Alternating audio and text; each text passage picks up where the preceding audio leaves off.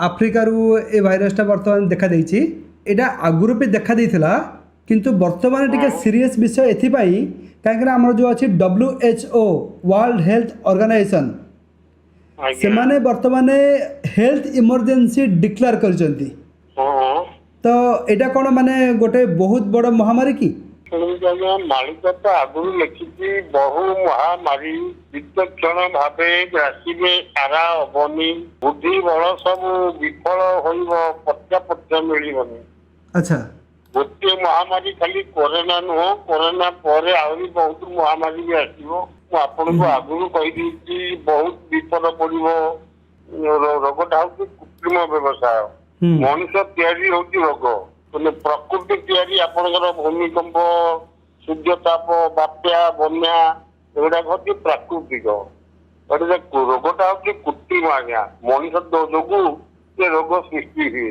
अच्छा अच्छा गोटा महामारी एमती आसो आपंकर गोटे महामारी 3 थर 4 थर आसला कोरोना महामारी ठीक ठीक ठीक वेरिएशन थर 4 थर आसला मुझे को आगुरी बारंबार कही 2 देवे वर्ष बोलाइब महाविद्युपात हेब अजना रोगरे नाश जीवे सर्वे हाहाकार पड़ीजीव बहु महामारी विचक्षण भावे ग्रासीबे सारा अबनी बुद्धि बल सब विफल होइब प्रत्यापत्य मिलिबनी।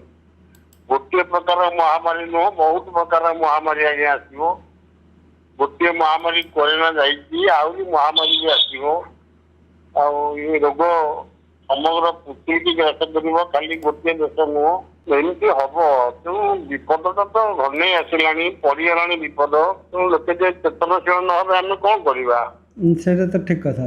अच्छा गोटे कथा मत कहतु जे कि वर्तमान तो गोटे पटे होचे आमे देखले रोग रोग वर्तमान एते भयंकर हेलानी सी वर्तमान पुणी WHO वर्ल्ड हेल्थ ऑर्गेनाइजेशन सेटा पुणी वर्तमान इमरजेंसी डिक्लेयर कलानी ता अपर पार्श्वर आम बर्तमान देखुंत ओडिशा रे नाही नथिबा गरम तो पश्चिम ओडिशा सेपटे जलुची उपकूल ओडिशा एपटे गुलगुली कलबल होची एटा कोन माने मे मासरे एतिकी हबो ना आहुरी भी कलबल करिवो 2026 आज्ञा 60 डिग्री पर हबो ए तो 45 46 डिग्री हेची आउ 60 डिग्री अधिक हला पर्यंत हबो 60 डिग्री आज्ञा अरे बाप ये तो अल्प हेची ना 46 डिग्री पर जाई लाइन था अपन तो 60 डिग्री पर पर्यंत जीव आउरी ओहो एना कोन किरण हेलानी बहुत बड़ी बड़ी जीव आज्ञा एटा खाली ओडिशा रे नुहे माने देशर विभिन्न स्थान रे वर्तमान खरा हीट वेव रो माने प्रॉब्लम लोक फेस करते हैं बारंबार भी कहूँ 12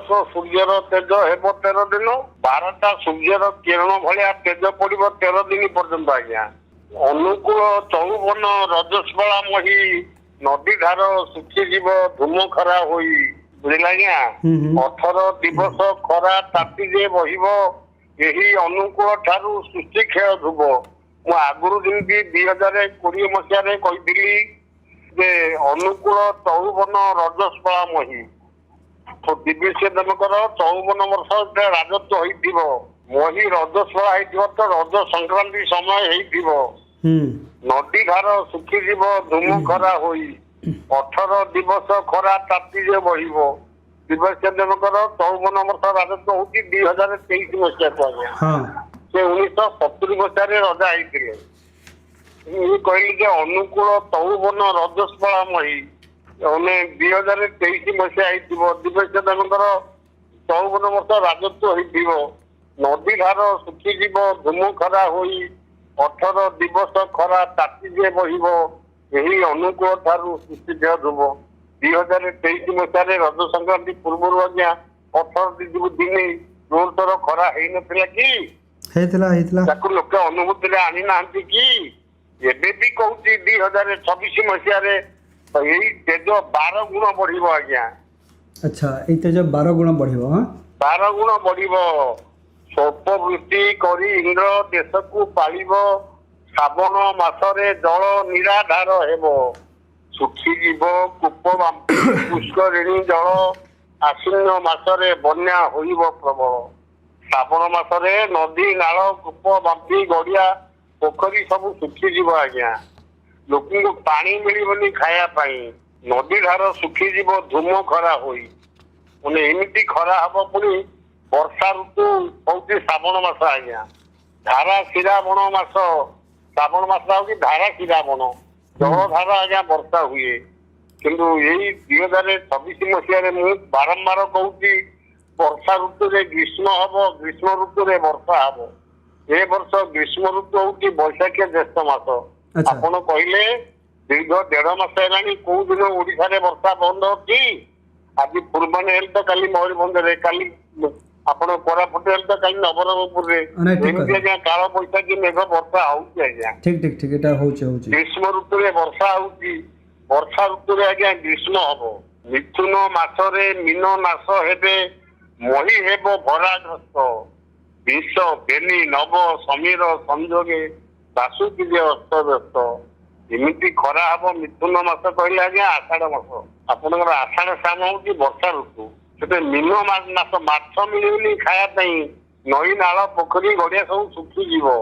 ଏମିତି ଧୁମ ଖରା ଆଜ୍ଞା ହବ ଆଗକୁ। ତେଣୁ ଏଇନା କଣ ଏଇ କି ଗରମ ହେଇଛି ଆଜ୍ଞା, ଲୋକେ ତ ଘରୁ ବାହାରି ପାରିବେନି। ଖାଉ ଖାଉ ମରୁଥିବେ ନର ନାରୀ ଗଣ, ଚାଲୁ ଚାଲୁ ପଥେ ପଡି ହରାଇବେ ପ୍ରାଣ। ମାଳିକାରେ ଦୁଇଟା ପଂକ୍ତି ଅଛି, ସେ ପଂକ୍ତି ଟିକେ ବୁଝେଇଦେବେ। ଗୋଟେ ହେଉଛି ଅଚ୍ୟୁତାନନ୍ଦଙ୍କର ଶିବକଳ୍ପ ନବଖଣ୍ଡ ନିର୍ଘଣ୍ଟ। ଆଜ୍ଞା ସିଏ ତ ଲେଖିଲେ ଯେ କି ପଙ୍କିଣ ଯେ ବୃଷ୍ଟି ହୋଇବ ପଙ୍କ ଫାଟିଣ ଯିବ, ଆଜ୍ଞା ବିନ୍ଦୁ ନ ପଡ଼ିବ ମହିରେ 3 ବରଷ ଯିବ। କିଳଦେ ଶୁଷ୍କ ହୋଇବ ପଙ୍କ ଫାଟିଣ ଯିବ, ଠିକ ଠିକ, ବିନ୍ଦୁ ନ ପଡିବ ମହିରେ 3 ବରଷ ଯିବ। 3 ବରଷ ଯିବ। ଓଡିଶାରେ ଖଣ୍ଟ ହୋଇବେ ସର୍ବ ଅଞ୍ଚଳ ପ୍ରାଣୀ। ଆଜ୍ଞା ହଁ, ଅଚ୍ୟୁତ ମସ୍ତକେ ଚନ୍ଦନ ବିନ୍ଦୁ, ଅନାଦି ମସ୍ତକେ ଚନ୍ଦନ ବିନ୍ଦୁ ବୁଝାଇବା। ଆର ଅର୍ଥଟା କ'ଣ ରହିଲା? ପଙ୍କିଳଦେ ଶୁଷ୍କ ହୋଇବ ପଙ୍କ ଫାଟିଣ ଯିବ, ବିନ୍ଦୁ ନ ପଡିବ ମହିରେ 3 ବରଷ 3 ବରଷ ଯିବ। ଯିବ। ସେଇଟା ଆଜ୍ଞା ଆପଣଙ୍କର ଏଇଟା 2067 ମସିହାରେ ଯୋଉ ମୀନ ରାଶିକି ଶନି ଆସିଥିଲେ ଆଜ୍ଞା, 68 ମସିହାରେ ଘୋର ବନ୍ୟା ହେଇଥିଲା। ଆଚ୍ଛା। 1997 ମସିହାରେ ପୁଣି ମୀନ ରାଶିକି ଶନି ଆସିଥିଲେ। ହଁ ଠିକ। 1969 ମସିହା ସେ 2.5 ବର୍ଷ ଭିତରେ ଜୋର ବନ୍ୟା ହେଇଥିଲା ପାରାଦୀପ ଏରିଆରେ। ଠିକ। ସେମିତି 2025 ମସିହା ମାର୍ଚ୍ଚ 29 ତାରିଖରେ ମୀନ ରାଶିକି ଶନି ଆସିଲେ। ସେମିତି ଆଜ୍ଞା ପୁଣି ବନ୍ୟା ହବ ଆଶ୍ୱିନ ମାସରେ, ଏବଂ ଆପଣଙ୍କର ଖରା ହବ ଏଇ ଆଷାଢ ଶ୍ରାବଣ ମାସରେ। ଆପଣଙ୍କର ଏଇ ଦିଟା ବିପଦକୁ ଆପଣ ବାରମ୍ବାର 30 ବର୍ଷ ପୂର୍ବରୁ ସମସ୍ତେ ବି ଅନୁଭୂତିରେ ଆଣିଛନ୍ତି। ଯେତେବେଳେ ମୀନ ରାଶିକି ଶନି ଆସେ ସେତେବେଳେ ବିପଦ ପଡେ। ତେଣୁ ଏଇଥର ଯୋଉ ମୀନ ରାଶି ଶନି ଆସିଛନ୍ତି ସେମିତି ଆଜ୍ଞା ବିପଦ ପଡିବ। ସେ କିନ୍ତୁ ଏ ବିପଦଟା ତାର 12 ଗୁଣ ବଢିଯିବ। ତେବେ ଏ ଯୋଉ ଆପଣ ଯୋଉ ପଢିଲେ ଯେ ଯୋଉ ବିନ୍ଦୁ ନ ପଡିବ ମହିରେ 3 ବରଷ ଯିବ, ଆଜ୍ଞା 3 ବର୍ଷ ପର୍ଯ୍ୟନ୍ତ ବର୍ଷା ହବ ନାହିଁ। 3 ବର୍ଷ ପରେ ବର୍ଷା ହବ ନାହିଁ। ଏଇଟା କେବେଠାରୁ? 2026 ଠାରୁ ନା 27 ଠାରୁ? 27 ଠାରୁ। ଆଜ୍ଞା ଏ ବର୍ଷ ଯାହା ଯେମିତି ବର୍ଷା ଅଳ୍ପ ବହୁତ କି ହବ। ଏ ବର୍ଷ ସ୍ୱଳ୍ପ ବୃଷ୍ଟି କରି ଇନ୍ଦ୍ର ଦେଶକୁ ପାଳିବ, ଶ୍ରାବଣ ମାସରେ ଜଳ ନିରାଧାର ହେବ। ଆଚ୍ଛା। ଶୁଖିଯିବ ଆପଣଙ୍କ କୂପ ବାମ୍ପି ପୁଷ୍କରିଣୀ ଜଳ, ଆଶ୍ୱିନ ମାସରେ ବନ୍ୟା ହୋଇବ ପ୍ରବଳ। ଏ ବର୍ଷ କଥା ହଉଛି ଏଇଟା। ଆପଣଙ୍କର 3 ବର୍ଷ ପର୍ଯ୍ୟନ୍ତ ମାନେ ନଈ ନାଳ ଗଡିଆ ପୋଖରୀ ଯୋଉ ପଙ୍କ ଗୁଡା ଆସିଥିବ ସେ ସବୁ ଶୁଖିଯିବ। ଆଚ୍ଛା, ତାମାନେ ପଙ୍କ ଫାଟିଯିବ। ତାମାନେ ଆମେ ଏଟାକୁ ଧରିପାରିବା ଯେ କି 27, 28, 29? ସିଏ ତ ଆଜ୍ଞା ଅଲଗା କଥା। ସେ ପର୍ଯ୍ୟନ୍ତ କାହିଁ ଯାଉଛନ୍ତି? ଆପଣ 27 ମସିହା ଯାଏ ବଞ୍ଚନ୍ତୁ ଆଗ। ଆଚ୍ଛା, 27 ମସିହାରେ 27 ଆଜ୍ଞା ବଞ୍ଚନ୍ତୁ, ତାପରେ ଯାହା ଦେଖିବା। ଯାହା ଆପଣଙ୍କୁ ବହୁତ ବହୁତ ବାବା ଧନ୍ୟବାଦ। ଆମେ ତ ଠାକୁରଙ୍କ ନିକଟରେ ପ୍ରାର୍ଥନା କରୁଛୁ ଆପଣ ସବୁବେଳେ ଏମିତି ସୁସ୍ଥ ଥାଆନ୍ତୁ, ନିରୋଗୀ ରୁହନ୍ତୁ, ଆଉ ଏଇଭଳି ଆପଣଙ୍କ ମୁହଁରୁ ମାଳିକାର କଥା ମାନେ ଭକ୍ତମାନେ ଶୁଣୁଥାନ୍ତୁ। ପୁଣି ଦେଖା ହେବ ଆଗାମୀ ମଧ୍ୟରେ। ଜୟ ଜଗନ୍ନାଥ, ଜୟ ପଞ୍ଚସଖା, ଜୟ ଶ୍ରୀ ଅଚ୍ୟୁତ।